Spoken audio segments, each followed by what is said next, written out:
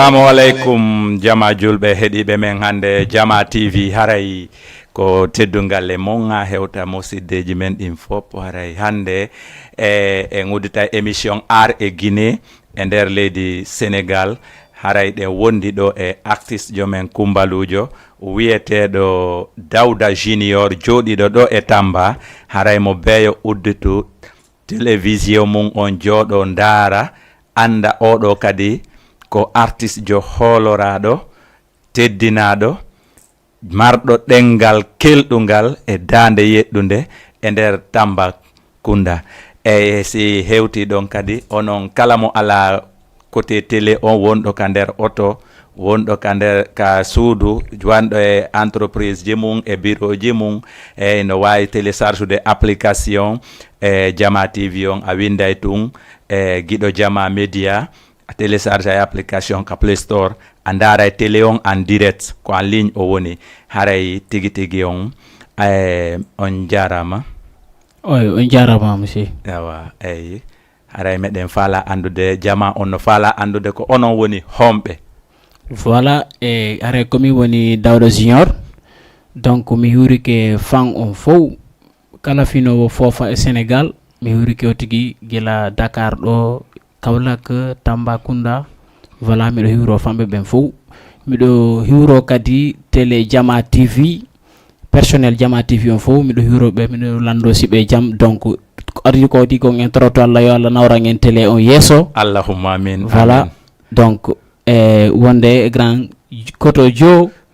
merci beaucoup félicitations mi huriki on fota ko wona seeɗa awa mi hewritike ma eyyi ok ɗo yo mi fuɗɗo landade ma piiji danno ton haray mi faala holla téléspectateur ɓe téléspectateur ɓe ɓen tigi tigi nde dande ma nde joguiɗa ɗo ɓe nanama moƴƴa ɗo ha Tamba nini mo ɓe no udditi noppi no jenti ko mbo wiyete Dawda Junior. Ok, y a pas de problème. Wayo fulɓe Dawda Junior o yewti fijenga wayo fulɓe Dawda Junior o yewti fijenga gonga ma ala ko wallawo gonga maɗa ala ko wallawo on jarama fulɓe Fuuta on jarama fulɓe on jarama.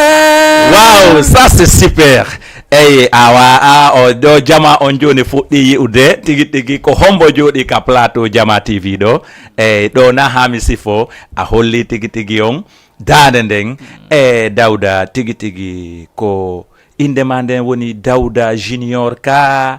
a wattu Junior on ka ko jammore? Non, franchement inde anden tigi ko Dawda bon ko Dawda Diallo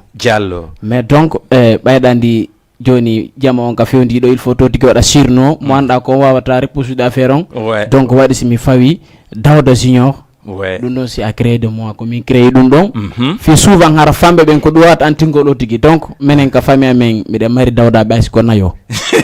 donc sa inni Dawda Diallo to gara a woli fo ɓe hitte ko goton donc mi tawi mi sendidir minna Dawda Junior. Ok, so tawi mi faami ɗon haray mawɗo gorol on tigi tigi jeyndeŋinde voilà tu as vu c'est comme ça ɗum waɗi ok e Dawda tigi tigi o musique a moynu ka a ekkiti? Non, même pas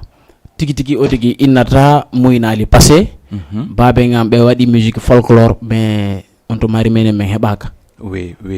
tu as vu ɓe waɗi musique folklore ñamakala ancien on no ɗon wiyatake a moynu voilà donc ko ɗum ɗon taw donc ko ɗum mi tawi donc mi koɓe wattari min heɓaka en fait komin jibinte tawi kamɓe ɓe acciti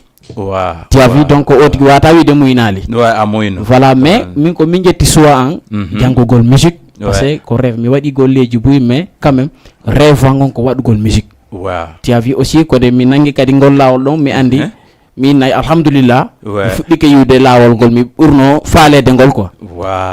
franchement musique on donc komi janguinɗo la musique woni Ceerno Ali mo fata ko miñam Habib.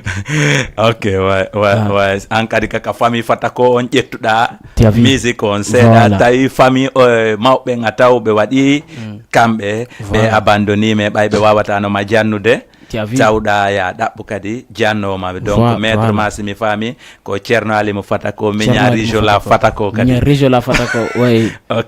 ok Dawda ko gila fuɗɗiɗa o musique ko hitande honde bon komi fuɗɗi jokkodirgol e maître am c'était 2014 ko 2014 mi fuɗɗi memgol ko wiyete musique donc mi wondi e maître am ɗon ha bon 2016 comme ça après donc séparation waɗi ɓay menen presque famille on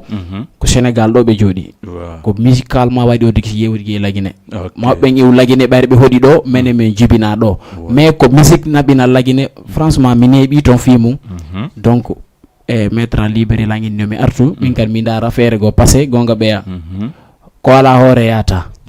tiavi ko noon o tigi arti mais formugol groupe a wona ko groupe am mi jeyani hoore an ko ka 2021 ouais. Je suis le débutant. Non, c'est ainsi va la vie ko non wayata quoi. Ok, go don tigi on gila fuɗɗiɗa ɗum kadi a heɓi combien de single wonɗi ka plateforme ji ɓay joni wata wiide ko album ma ko ni fof kaka plateforme woni gollude a heɓi combien de single franchement nini miɗo jogiti 5 single ɗi annduɗa ko min tun na wadda ɗe fettoringue goɗɗo ɗi ka plateforme nokka YouTube nokka presque toutes les réseaux sociaux ɗi fonctionne de ton yawi ok wano goto e mon a wawa en jonnude mo ɗon jama on nana mo anda hi ko on to ɓe wawata découvre de Dawda Junior voilà wano o acapella mo mi gayni wadde ɗo woyo fulɓe Dawda Junior hewti fijenga ko woni deuxièmement morceau on nokka plateforme morceau premier morceau ko bureau mimani ko woni woyo nena jarayo mimi yaɓata wanene woyo nena jarayo ɓiɗɗo heɓatawa nene e lebbi jeenayi karedu hay duuɓi tatirin kabawo min mi heɓatawa nene nani nene lootallo jaali wayo nene bambansu jaali mi weltanike nene jara aduna ko sayi hay mi dullanali baɓe mbora ok a wara jama musidɓe on jentike on nani Dawda o single mo ɓuri wadde on o holli goɗɗo no wayi wono wayi avant tout taw ko nene jara waɗi piiji ɗi jeena e sappo hande si Dawda no jooɗi yesso men ɗo imo hollude vraiment ko woni kon ka hoore makko e piiji go no ton ok groupement on ni Dawda hiɗon ko jelo bon nini mi inna e groupe an on komin 4 personnes won ton ɓe annduɗa sont des personnels de groupe bon haray ko clavistion o woni Alpha Rasta on c'est mon petit frère on est de même père même mère voilà te kadi bon on est des jumeaux ka yiɗa ya woyano ɗon tu as vu kañum e batteur jon woni Saliou Ba on ko mo télémilé voilà et deuxième chanteur jon ko apprenti jon no inni Idrissa Haydara donc ko menen ɗo woni élément ji wonɓe ka groupe nini ka fewndi ɗo ha kami wayarta ɗo ok joni noon Dawda ɓen ɗon iɗon nanodiri moƴƴa franchement meɗen nanodiri ok Dieu merci Allah ɓeydu nanodiral ngal Allahumma amin avancina on ɓuri ni Allahumma amin ok Dawda gila fuɗɗiɗa musique ko honɗum heɓuɗa ko woni avantage e mum e ko honɗum heɓuɗa ko woni soñdia e mum bon donc ɓe wi meccal kala ngal ɗaɓɓata hande ka jamanu men ɗo buyno woodi donc min simi daari fe 5 ans komi fuɗɗi waɗugol musique woɓɓe foogintinayi sabota fino tigi décourage ora mais meccal ngal yiɗa o ala ngal ala soñdia a soñjoto si tawi heɓay ko nafatama konge mum donc o tigi naɓi soñdiaji buyi ka départ way par ce que ɗan ndi apprentissage no wayi a yaada e patron ɓe mbeyaɓe fof ɓe naata e hôtel ji ɓe loge amɓe acce ka matériel ji ɗi woni ɗon ko an andi no waɗɗa o ɗum ɗon fof rewi e dow o tigi ya waɗa voyage à peu près 2 jours hara mbeɗen e lawol voyage taw o tigi kañum kamɓe ɓe sooɗe ñamete ɓe ñama an apprenti o no waɗɗa o si ala mbuuɗi haray donc ɗum ɗon fof tigi rewi e mum ko ɗum ɗon feƴƴi kon kadi mi heeɓi bonheur ji ka musique ɗi annduɗa mi wettori bon ko tawata mi wawi komi ɗaɓɓoyno kon woni ka hakkillan ha mi naati ga studio wonno ñande mi waɗi prise premier en single presque ɗen balɗe ɗon bonheur mom heeɓi weltare komi heeɓi kon tawi mi goɗɗo weltata ko wi haɓɓelan kono hari weltare ko hawa nde weltare wonirno mi watti deuxiéme single troisiéme parce que kam mi waɗi 4e single an on ɗon mi waɗi feere mi formi groupe 2021 on morceau mimi 2021 on naati bon ko ane mi formi groupe donc franchement miɗo weltori ko tawata hande inede Dawda Junior no mari concert jama on fota no habbilan ɗum ɗon tun ko weltare buy mi weltora nene en jara mi weltora kadi jannuɓe la musique ɓen parce que ko kamɓe kadi ko kamɓe hiɗani mi joni lan ko ɓe jogui ka hoore mabɓe kon ɗum woni Ceerno Ali mo fata ko miɗo weltanimo fotara wona seeɗa ok haray tigui on ko non wonirta par ce que gonga ɓeya goɗɗo ta yeggitu ka feggi andita ka yani par ce que ko feggande nden addi nene yanal ngal sa yi hande ɗawolde fi Ceerno Alimu Ceerno Alimu vraiment o a yeggitatamo fi on ɗum ko jonnuma kon hande ɗa ñamude tono mum miɗo nafitorde quoi hande si fo wi Ceerno Alimu no boni an a nanayi inde mum an a wawata wolude ensuite on clavis joma ko a wi ko nene goto ko baba goto pede no ara ha tawa ko on jumel fi hon ɗum waɗi ɗum ɗon bon donc min ka babe ngan ko min e makko tun meɗe mari noon nene goto ɓe min hawta baba me donc ko minen ɗiɗo tun Allah waɗi kadi ka pay ko yagal amen min yurmodiri ha presque yangodalji fof ko minen aɓidi ɓay o soñdia ko mi walanta on fi musique fof ko min e makko waɗidi donc kanko mo jangude batterie meɗe wondi e Mamadou Lelou ma ko on jannimo batterie kanko poste makko préféré c'est un batteur presque ko ka ɓawo ga heede 2017 ga o fuɗɗi ƴettugol cours clavier donc ha ɗum kadi o méritier mum normalement nde o tawi mi formiɗo formude groupe miɗo mari manquement d'évaluation des musiciens mais noddi batteur joom min tama Saliou Telimile ko woni batteur jamen kanko o ruttika clavier parce que lui il gère là-bas c'est comme ça donc c'est bien ensuite ɗum vraiment piiji boyi a sifanike men ɗo haray ko honɗum ɓe tamba ɓen hon ange maɓɓe ko honno ɓe jogorma o domaine musical ko honno wonɗa évoluirde tamba ɗon ɗa acci ville saare nden fof e koɗoli boyi e insali tamba fi o musique ma donc andi gonga ɓeya ko yeta musique ko affaire ko fan jokki bon simi wi tamba min nayi village takkiɗo tamba ɓe na Gulumbu ɗum no tawa e commune de Missira donc juste aray ko ɗon min galle babe ngan ko ɗo woni Gulumbu mais hay ɓen ɗon ɓe tambitilan fota famɓe ɓen donc minane artiste ɓe go noyna artiste o hittata ka jeeyaɗo mais mi wata wiide ɗum par ce que ɓen ɗon hiɓe hettini fiyan haalaka ka nder région Tambacounda donc sinnama hande Dawda no mari programme nder Tamba jama ko yiyata mouvement jama no préparé kon mi a wata en ɗo ittiri mum donc andi ɗum ɗon tun ko bonheur noon donc a taway jamma on ka woni ɗon bon a taway koye base ɗon par ce que o musique ko fan jokki sa woni ka anduɗa famɓe ma alagoy donc a waɗay koye mais on te considère pas ça c'est vrai donc kadi ko gonga ok haray ka resi men falla jonna men ɗon kajjatu bari men wawa ƴettude ndiyam humɓuɓu kun ɗo seeɗa après men fuɗɗito menen e Dawda Junior o jonna men programme ji ɗi o yooɓi ɗin haray régime ɗen heɗima après si ɗaɓɓiten auditeur ɓe jama on yii ko fewndi kon ka Jama TV ñande fini weeti o koni haray koyon andu ɗon wonde payko mon kun chaque dimanche à 17h00 jusqu'à 18h et ensuite haray mi hiwroto ɗo neɗɗo une sœur qui est très chère pour moi et donc Kadiso ɓe mo jooɗi ɗo ka woɗɗi haray miɗo weltani mo moƴƴa e ensuite Dawda mi faala waɗana Kadiso basin ɗon acapella o jento kanko tigi o nana voix ma on wanda wi ka hombo ok y a pas de problème Kadiso jaranoma kadi nene rewɓe kadi basen jaranoma kadi yolabaɗo ayɓe ma ɓe wawatama yo Allah renango renayyo kadi nene rewɓe yo kadi jaɓatami yana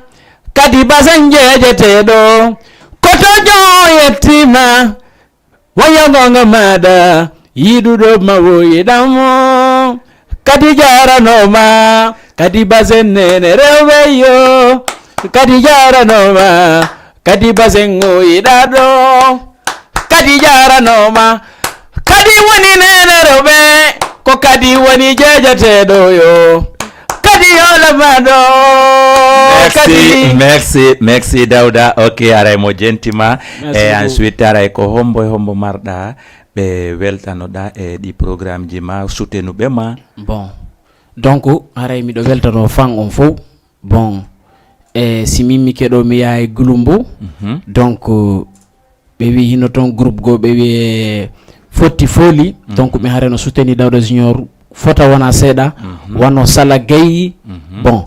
e Hadja Ndiaye Galle Ndiaye Asu Ndiaye kañum e bandangan Kadjo Ndiaye bon e Nene an Sadio Kenyera avec kambe fo personnel groupe fotti foli on fo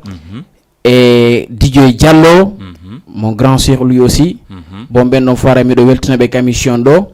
voilà mi ya Medina Gounas mi tawaton Abdoul Sow ko woni président pardon ko woni adjoint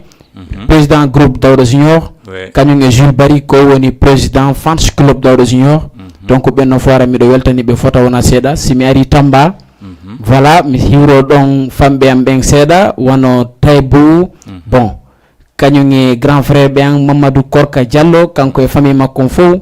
bon si mi compte tum mi falja donc hara fan on fo kala andudo ko personnel fidèle fans Dawda Junior donc hara mi do hiwroti commission do mi do weltore yimbe. Ok haray e ben don fo da weltani be dayidani be ko gonga et ensuite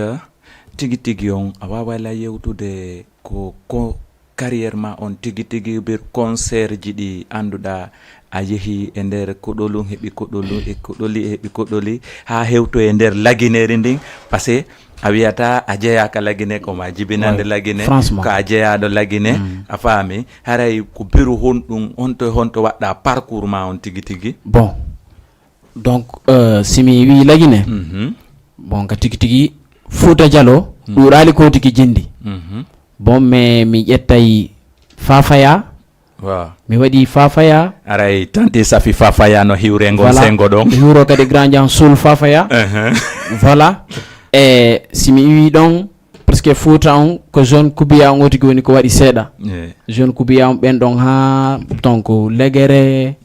voilà ɓen ɗon fof donc ko hunni parti Fafaya on ɗon fof ɓen ɗon fof miɗo weltani ɓe donc bon nde mi hewti Koubiya ɓe hollilan ko mi ɓiɗɗo maɓɓe par ce que min hoɗo babe ngen ko Koubiya minen ko Matakaw juste woni kamen donc mais nde mi hewti ton bon ɓe waɗina accueillir normalement mi wiri ɗon après mi yehi Labé donc on kadi même chose donc ha nder Conakry tu as vu si mi yehi Conakry mi wiye cimenterie donc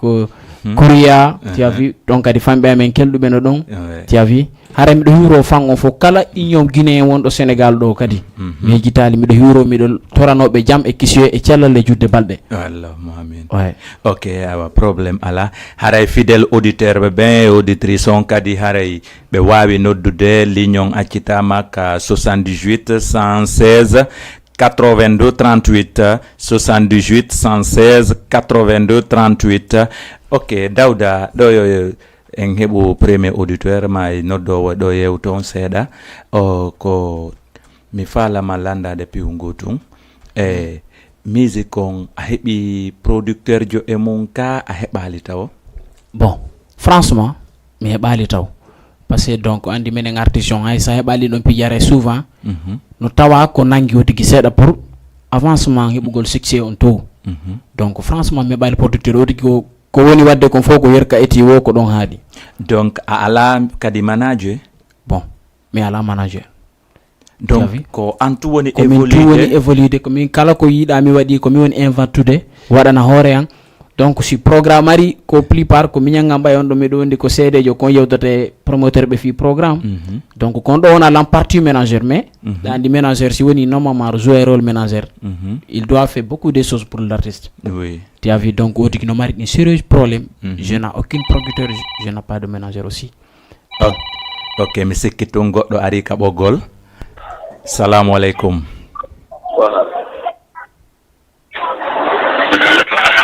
on ɗoytay on ɗoytay volume on onon nodday ɓen ka 78 116 82 38 e si ɗon sivude télé on en direct on ɗoytay volume on fiyen waw famodirde sina ɗum haray no metti fi seeɗa haray ko ɗon men tori o men jeeji on faami e Dawda hariɗa continue de voilà bon otigi ko watta kon fo simi waɗay ka studio mi waɗay morceau tout kala ko mi watta fe musique angon ko min finançata ko min yer ko mi golli mi heɓi o c'est là-bas que je vais prendre pour faire. Ok. Tu as vu? Non, courage ndiano. La wadde musique mais c'est avec une grande courage. Voilà, c'est ça. Je t'encourage aussi, okay, c'est important. Merci beaucoup. A fami goddo toujours stay tunda yidi hunde ngara yidi kinaki ça va te donner beaucoup de choses parce que buyno do be ngandi wobbe no yimude wobbe ko souvenir dabbe misiki ka musique. Voilà. Wobbe ka non ko avenir. Ok, jo non andin don didi ko hondu woni objectif ma on tigi tigi. Mi musique alango. Ko carrière mo ne dabbude ka musique. C'est avenir. Parce que musique, on fait pas la musique pour balanement comme ça ou bien fi dabugol buzz. Oui. Tu as vu fi dabugol buzz fi yo jama ni ko kari ni ko kari yo jama on jokke ma wobbe gon ta ko dabirgo jibbe yo jid non. C'est pas ça. Musique ala ko buri welude golla musique ma ngata wa hay sa nawi a jodi keda nyamude nafa musique ma. Ouais. Tu as vu kon avenir dabbete kanter musique. Avenir et talent. Oui. Ko dum oti gon dabbude ka musique. Okay. Parce qu'il y a des gens, les programmes, si vous avez sans visage. Non, c'est pas comme ça. On fait pas la musique pour chercher d'argent. Non, parce que il y a des difficultés en tant que chef de groupe, parce qu'on dirige de groupe. Ok, il y a ligne. Salam alaikum. Alaikum salam. Yo, nala tom. Jento. He don't know the men honto, he don't make honno.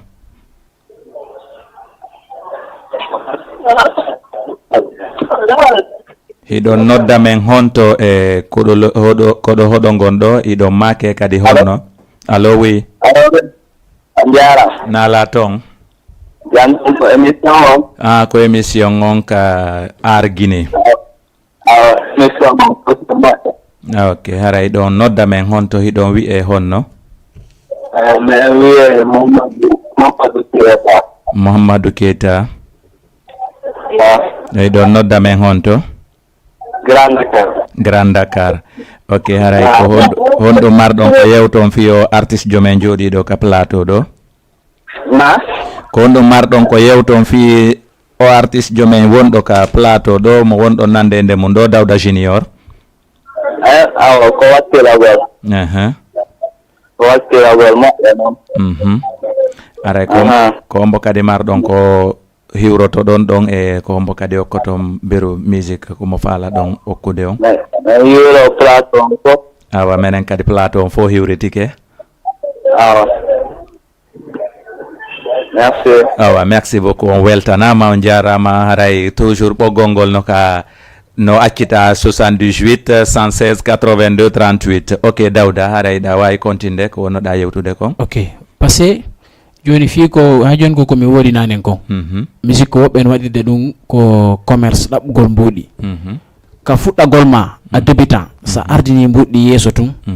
wa franchement nga hebe mbodi mais après ka fo woni dabbude don dow ayoto eta ton souvent tu vas rester derrière donc ça y est programme menen goddum go mede ya programme digo tawa bon hay transport ko transport ko artirda kon ko dum no hewtoda kama mais hatta souvent o tigino beydi courage fi dum non décourage talent. Ok, goɗɗo ari ka ɓoggol. Salamu aleykum. Allo oui. Nala ton. Allo oui no marsude. Ok awa Dawda ɗa wawi continde. Voilà donc o tigi ɗum ɗon fof darali si a seɓali goɗɗum mi ko musique angon no yara yesso no mi heɓira talent e mum mi heɓa avenir e mum ko ɗum woni ɗaɓɓude ka musique si woni avenir on heɓike tun après ko mbuuɗi go tigi falɗe ton falete a heɓoya ɗi mbuuɗi ɗon. Ok awa Dawda goɗɗo arti kadi ka ligne. Allo salamu aleykum. O yehi kadi ok haray ono noddaɓe men ɓen son wawi hendade ligne on ɓay woɓɓe kadi aray no ɓaawo mon haray na yon waɗu nodda coupa on noddi ok o arti kadi. Salamu alaikum. Allo oui. Nala ton. Awa yettude Allah haray ko hom ke ɓe yehi ok mi andas ko reso ngesko kakabe woni tum ay haray ko no wolorta quoi aray da way continuer. Voilà, c'est ça. Bon, artiste jo. Si tawi a waɗa musique ma hara koye civilisé a ɗaɓɓay talangon e avenir on respecta ɓe wonduɗa ɓen. Ok, goɗɗo ari kadi ka ɓoggol dawdaw minutes. Allo, salamu aleykum, nala toon? Alhamdulillah, bandu no ɓutti? Alhamdulillah. Eyi, ɗon nodda men honto hiɗo make honno? Ceerno Dappa, Guinée Conakry. Ha ɓe Conakry ɓe ngawa. Assalamu aleykum mawɓe. Nala toon. Alhamdulillah, on ɗum fewndi toon madangon e fay ɓen hay fani nawn ɗon. Ɓe jam ok wala ko yura gollon yura invité jo mono bate ba lan wo si daga gido jama. Ok, awa vraiment me weltani ko tawi kadi mo anduɗa aɗa duwa kadi kono woniri ko sutenugol vraiment me weltani ke on ɗo e lagine no waali yaray Dawda anani ɓeɗo ko jooɗi ɓe lagine ɓe noddiɗo ɓe weltanagol ma e oɗo kadi noon miɗo andi goy komo koyin ɓay noon ɗa andi onon koyin on to garay haajuno toon de kono kanko noon ko malipango jeyade hawtere nde wonɗo ok aray goɗɗo no kaɓoggol he salamu aleykum. Walaikum salam. Nala ton. Jantum. Awa hiɗo nodda men honto hiɗo make honno? Depuis Sénégal, Derkel. Ok, awa. Mamadou Kali Diallo meyete. Mamadou Kali Diallo depuis Der. Mamadou Kali Diallo. Ok, haray ko no marɗon ko yewton o artiste jomen ɗo? Aray mene weltanimo moƴƴa ko courage yo ɓeydo wakkilaji Allah jonammo masina golle makko ɗe. Allahumma amin ya rabbi. Kadi jarama de weltanimo moƴƴa no. Vraiment menen ko menen ɓuuri weltade onon accita ɓe tammon ɓe jooɗo ndara men acci toon tammon on noddo men. Min faala hokkumen ɗon tati ka tigi. Min faala hokkumen ɗo. Ala men waɗana yon tati on. On ɗo wadde ko fof ɗo ñande o min ñande waɗɗon émission ɗo min ndaara. Vraiment hiɗon weltana ko fotte a wona seeɗa men haɓata on menen kadi ko ɗum ɗo welata men anani ñande wo hiɗa golɗa heɓude wowlowo fimare ko weltare jande noon. Awa jarama woɗɗani ko weltani ko. Vraiment mi weltanike o Mody Mouhamadou Kali Diallo. Me weltike moƴƴa noon aray anani Dawda ɓe encouraɓe ɓeydanima courage o. Merci beaucoup kamɓe kadi ɓe jarama. Eyo haray andi ɗum ɗo tun taw ko buy hay so on tigi heɓali ko okkore so on tigi no ɓeydude courage ɗum woni l'essentiel ɗon ko encourage dema himo darudema ɗon o ɓeydima ɓe wi ok goɗɗo kadi ari ka ɓoggol. Salamu aleykum. Aleykum salam wa rahmatullahi wa barakatuh. Nala toon. Jantu no masude. Yettude Allah boyi ko homɓe hiɗo nodda men honto? Billa nalando o Medina Dakar. Ok, harayɗo o make honno? Ko Mamadou waɗi ɓennatame ko commandant ne ɓennatame. Mon commandant Gardabou. Mon commandant Gardabou. Commandant ɓennatame. Mi nanali? Commandant ɓennata hara mi weltani ko émission moon. Ok, vraiment min weltani o mon commandant haray meɗen wi kadi Gardabou ha kamen jooɗi ɗo.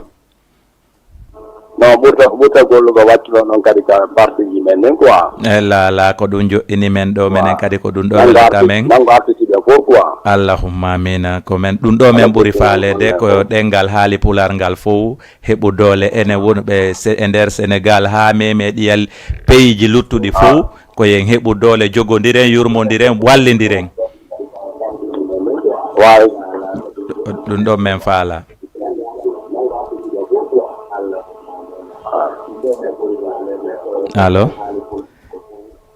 Allo Mody Mamadou Aliou mon commandant. Ok Dawda ɗawa e continue ara jarama parce que sifa ko on ɗo a wolde ɗo fi encourage gol goɗɗo mi nana e mawɓe fulɓe ɓen no wiya ɗo ya okkoran hollan kami golla mi heɓata ɗon ɓuuri donc ɗo wigol accumi joni o tigi mbuuɗi encourage mo souvent ɗo ɓerde makko nde wurira fi jogitagol tigi ha tiiɗa ka o nangi ɗon donc min haray kala fanjo an encourage o wolan haray miɗo weltani o tigi fota ko wona seeɗa par ce que ça ɗum kadi ko boy noon quoi franchement parler oui no andi on côté donc ko mo be andi mabɓe wi'i mo beesi ok ko mari haray guddo ala est ce que da famude ko côté financière et côté matériel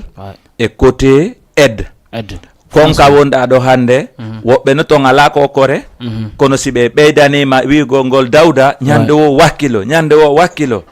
atawa berne manen burta e wurde andida mari wobbe baawo franchement est ce que da famude wobbe kadi no ton ben non kadi hara no mari feere nden ta ko be ƴettuɓe na Dawda hande mi ƴetti o somma oɗo som mi finance ante songoto mi finance ay kadi clip makko on fiyo jama on andu ko hombo wi'a Dawda est ce que da famude ben non kadi ko ɗum ɗon heɓirta gon sengo ɗon woɓɓe kan no ton koye ɓe aru sayi ɓe ala hara ɓe yurminte ko dogata woɓe jokkay ben ɗon kadi ko mbawdi mum ndi wonma wallirde ɗum fof ko suuti waɗugo tigi soutenir merci jonnugol ma doole mais si tawi koye ɓenno o ko ni hara e doole ala souvent décourage a yewtigi par ce que ko foti golle siɗa jokkiɗe ko a heɓu innoɓe ma wakkilo quoi si woni fof no foyjintinde kadi ɓerde ma nde mayta e mum askira famude ok haray ko ɗo mi profitata kadi mi hiwro Ba Adams depuis Médina 44 e Halimatu Weli Lang on ɗon ko comédien jo neɓi Dakar ɗo e Mauricis ɗo aray e piiji kesi min no mi alanino mo mi yiɗa piiji kesi ko piiji kiɗɗiɗi ɓurtanmi welde aray kankade o hiwrama ha hewta groupe maɓɓe on fo e patron makko ok ɗin ɗon piiji fo ko watta si min hiwro ɓen ɗon fo mi hiwroto ɗo kadi kala association jooɗiɗo e nder Dakar kala association jooɗiɗo nder Dakar e haali pulal kala communauté inneteɗo artistique e nder Sénégal foppo no hiwra no weltana ko courage wakkilo comme no wonirɗa ɗo ni mo be heɓaɗe doole ɗo par ce que hande o télé ɗo ko oɗo no wona goɗɗo anda yiyatama kono sa ari ɗo woɓɓe yi'e sabu ɗum ɗon woɓɓe kadi anda adresse ma on ko hombo mi wawata yiddude mum mi wawa hendade kaari fiyo mi wawa mo finance ude mi produisa mo par ce que ɗen andi producteur ɓe buyno ɗo wano Kenzo production min nani inde makko ɗo kono c'est un jeune kankadi komma mo wakkili kankadi côté Aaron ay ben ɗon fof no ɗo mais ɓe woni chaque fois ɓe wawi retrouve de talent goto caché kadi ɓe wawa wallitade on tigui andum noon tun taw ko un de plus mais si tawi woni ala ko wallitotoɗo wawoɓe wallitagol ɓen kadi tawa ɓen ɗon ɓe wela hettude par ce que artiste jo si wa woni tun a suuɗike pandi a yata ka médiaji goɗɗo wawatama découvre woɓɓe no ɗo hara ɓe anda inde chaîne ma YouTube om ɓe wawata abonnade sakko ɓe ndaare ɓe na ono wawi yimude woɓɓe no ɗo ɓe anda page ma YouTube page ma Facebook on ara na on ami kadi ka Facebook ma ta ɓe wawatama yi'ude joni so tawi woɓɓe no ɗo ok goɗɗo ari ka ligne aray ɗo wawi mo accitude salamu aleykum waleykum salam nala Tom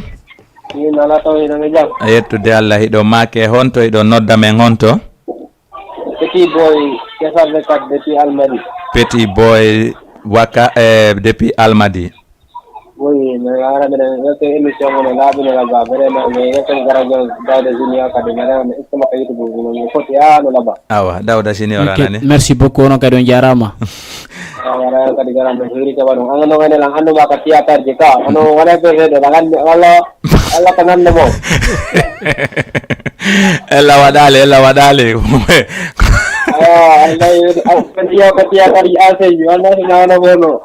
no ko non wawata wonirde hande piiji ɗin fof gonga mawɓen boddi maridi ko ndin ɓuuri marde balɗe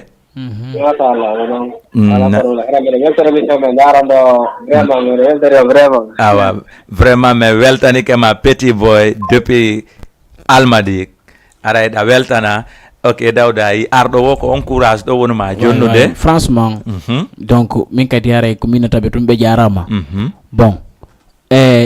ɗo haymo no hay si jama on hay si noddi tun ko ɓe nodda kon tun ɓe encourage alan ɗum noon ko boy o tigui welo gon donc haray goɗɗo ɓay weltotako a yina haɓɓe lan bon miɗo weltani kala wonɗo ƴewde ka ligne ɗo e faalaɗo natugo heɓali feere kadi e wonɓe suivude ɓen e faalaɓe suivude kadi heɓali feere kono no ka ɓerɗe fo haray miɗo weltaniɓe miɗo toraniɓe Allah cellal e kise e judde balɗe voilà ok ɗo ko ɗin ɗo woni solution donc gonga ma vraiment ray mi weltanike association nene goto depuis Conakry ɗum garay ko docteur ɓaya wi'i ko Fafaya docteur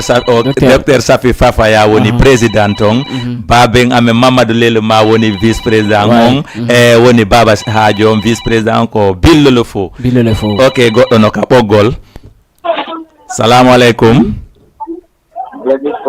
eyo nala toon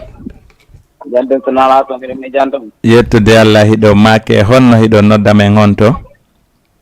Mamadou Lamarana Diallo jooɗiɗo e Bentali. Mamadou Lamarana Diallo jooɗiɗo Bentali. Awa haray meɗen heeɗi on ɗon hiwrama weltanama. Nana gaɗa weltanama. Nana jooɗi ɗo ni meɗen daato émission mum nana laayi koye men. Na ɓeɗo invité men noon ɓe tamminama ɓe hiwrama. Haray ɓe tora kuuraɓe o wakkilo go fa. Merci beaucoup mi hiwrtike menen kadi. Eyo. on kam en yiri ken sa en tori on courage ko adna do kay ko wasili do woko ya par problème lala ara en jarama vraiment Mamadou Lamarana depuis Bentali a weltanama e ko do kadi profitata mi salmina sonna an mo mi accuno depuis hanki sina ɗum haray moƴƴa o mi accunomo depuis hanki DJ Bouba noon defi men ɗum ɓay kanko naɓi men ka anniversaire e filmugol aray DJ Bouba yo andu simi natale aray yo andu dey ko yo wakkilo laawol ngol o jokkita kisa kami yiwno toon depuis hanki miɗen ka DJ Bouba men artiri kadi ka émission nga haray o hiwrama kanko Fatoumata Wuri konde mi weltanike mo miɗo weltanimo jarnimo kadi miɗo hiwro kadi ɗon ɓeygu miñagan ɗum ko Fanta e miñagan Mamadou Lamarana ok goɗɗo no ka ɓoggol ɗo waylamo jonnude salamu aleykum aleykum salam nala tom ok o yeehi e miɗo hiwro ɗon kadi Mamadou Lamarana e ha hewta Ramji ɓen ɗon fof ko suttenuɓe lan ha mi hewti e nder leydi Dakar wakkiliɓe peeji ɗi 9 ɓawa gande mo wakkilanike maaray ko ya dartanomo an kadi vraiment miɗo weltani Mamadou Lamarana miɗo weltani kadi ɗo mene menamo Blaise miɗo weltani kadi ɓeygu makko Fanta ko wawi sutenude wonda e ɓeygu ren anden ara haɓali hande ɗum ɗon tun taw ko buyi miɗo weltani kadi sonnan ko tata ko himo nani jaaɓi wawi wondude maɓɓe hawre ala kanko Farmata vraiment mo weltana ok gon sengo ɗon profita kadi mi hiwro association de troupe artistique de Guinée depuis Conakry ɗum ɗon kadi ɓen ɗon kadi no jooɗi la Guinée ɓen ko artiste ɓe busumoɓi ɗon e inamji artiste ɓe buyno toon goɗɗo no ka ɓoggol aray ko hom salamu aleykum aleykum salam on jarama de nar wala toon alhamdulillah afiyayi e yettude Allah hiɗo make honno hiɗo nodda men on to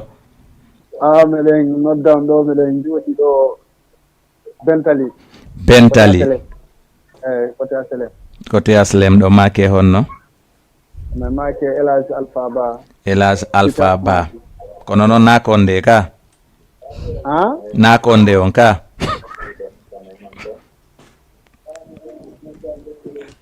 na e on yehi on huli konde on ok aray miɗo weltani association de troupe artistique de Guinée depuis Conakry passé ɓen ɗon no tawa e soutenugol la darnam me piiji puy weltani maître am Boubacar Kar allo oui assalamu aleykum allo oui na wala toon on jarama oui no marsude jam ɗum eyo aray ko homɓe ɗo make on no miɗo make Tidiane Ba jooɗiɓe on to Grand Dakar ok aray ko no marɗon ko yewton fiyo artiste jomen wonɗo ɗo ko ɓeydugol wakkilare ɗum ɓeyda hollo ko woni gollude kon quoi eyyo donc jandarde émission mo foti vraiment miɗon weltana mi falno ɗo yon teganan Wadadi game marabuli game Wadadi game bandi nana ka dimedi bandi on Wadadi game ko ombo bandi salte on ka hondon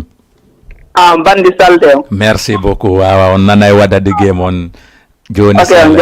merci beaucoup Tidiane Ba ok wala aray Dawda ko on marda ɓayɗe gande télévision ko leer aray ko on marda ko ɓeydita e programme ji ɗin ɗo bon haray komi mari komi ɓeydita donc haray mi weltanike on fota mi weltanike personnel Jama TV on fof voilà paykunge mawɗo gorko e debbo kala taw wono fina dawa ka Jama TV ɗo miɗo weltaniɓe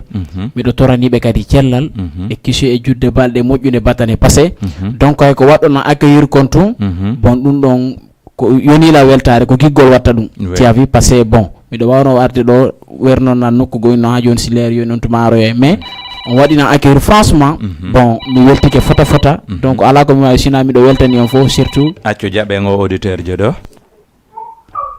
allo oui on jaara na wala toon eyo oɗo noon no arti ka gila men fuɗɗi émission on ko a woni Medina awa Medina ne awa aray ko no marɗon ko yewton fiyo artiste joɗo ko ɓe wawi yewtuga fi artiste joɗo ko yo wakkilo no manni ha yetta kurayi ouais ok merci beaucoup awara min faala ɗon Saifon nene jara on ka dernier sorti makko oye nene jara on awa gasi duwawuji ɗi jaabike nene ɗo mon on darji kankadi ko yo wakkilo yande gora feƴƴi ouais merci beaucoup o weltanama Aisha Bari depuis Medina ok aray ɗa wawi continue Dawda voilà aray miɗo weltani on surtout an koto Jo e grand awuri bon guiɗo Jama production bon haray miɗo weltani ɓe fota wona seeɗa donc haray miɗo inna souvent ko en goto gonga ɓe ko ka ɓerɗe woni quoi ko ka ɓerɗe woni bon awa auditeur jogo kadi ari andi auditeur ɓen no weltorma ɗo hande dey salamu aleykum aleykum salam Elage Alpha nane fuɗɗi on yewtude tun tawi ok ko monsieur Condé on huuli hari non na monsieur Condé quoi Elage Alpha Ba no ba o meɗen andi kaka Condé tawa ɗon Condé o men tawa kadi min sanja awa jomen sanja Alpha on watta e ba o itta e ba o hay son sanjade Alpha on na probléme ko Condé on tawi ba o yettore ba on fof ko Condé ok ɗon jooɗi men sansa joni awa gasi joni noon vraiment mi woni o ñiide ɗo kon no wela men quoi ni meɗen darani fete mon kadi awa meɗen weltani on total quoi billahi menen kadi meɗen weltani o moƴƴa ko weltanto ɗon men ko menen ɓurta weltade fi hon ɗum ko ono woni accidude tanji mon jooɗo ndaara ko ono woni accidude tanji mon inna men meɗen suteni on wakkile ɓeyde wakkilare ɗum ɗon tun taw ko buy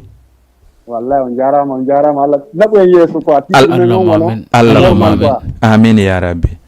ok mais salmina on grand jaɗon kadi ok merci kadi salminama Allah bo amin ok merci beaucoup wanno men ɗon Saifon patefen ɗo Saifon machallah mo gollude ko foti kon merci elala ara toujours meɗen salmina on fof menen kadi meɗen welti ha min mi yaali on onon o ilan kono min miɗo welti ha komi woni nande itto mon kon tumbu ko buy e an awa modi Elage Alpha Ba on weltanama eyi haray on jarama moƴƴa ella waɗali ok Dawda hareɗa continue voilà donc haray miɗo welti fota ɓay gonga ɓeyata ko wiɗon kon tanji ko kaɗen ko fayda koko woɗɗi donc miɗo huro famɓe ɓen fof yurike fof dal gonga ɓe so mi inni yomi limutu mi falje kala wonɗo chifude télé on ɓe faalaɗo chifugol meɓali feere miɗo weltani on fota Dawda junior wi on ça va boum heɓuɓe feere noddugol eɓe heɓali feere noddugol arɓe ka ligne ronki hendade haray fof no weltana na o ma o ok Dawda haray ko honno wawɗa weltorande Jama on tigi heɓen no waynodirren e maɓɓe e awa habbo Dawda Jama on no hawji dey ɗo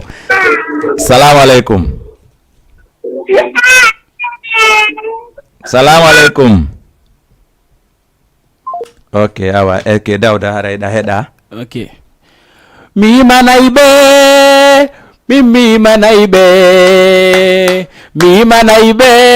famɓe amɓe mimani on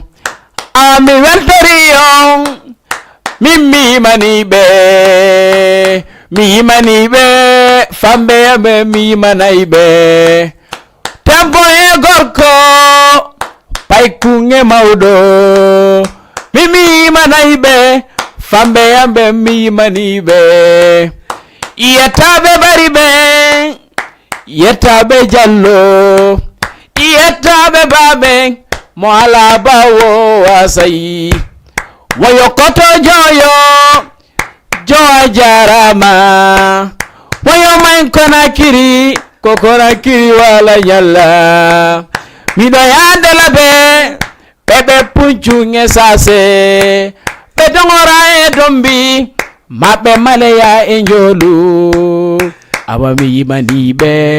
famɓe ɓe yimanayiɓe ne merci beaucoup. Ok, haray jama o gandi leer on yoni haray Dawda Junior o waɗani o morceau waynorɗo ɓayɗo gandi télévision on ko leer gollirte haray tigi tigi on kala falaɗo suivre Jama TV o nata ka Play Store o télécharge o application Giɗo Jama Media o wawa darde o nata ka Facebook o nata ka page o wawa darde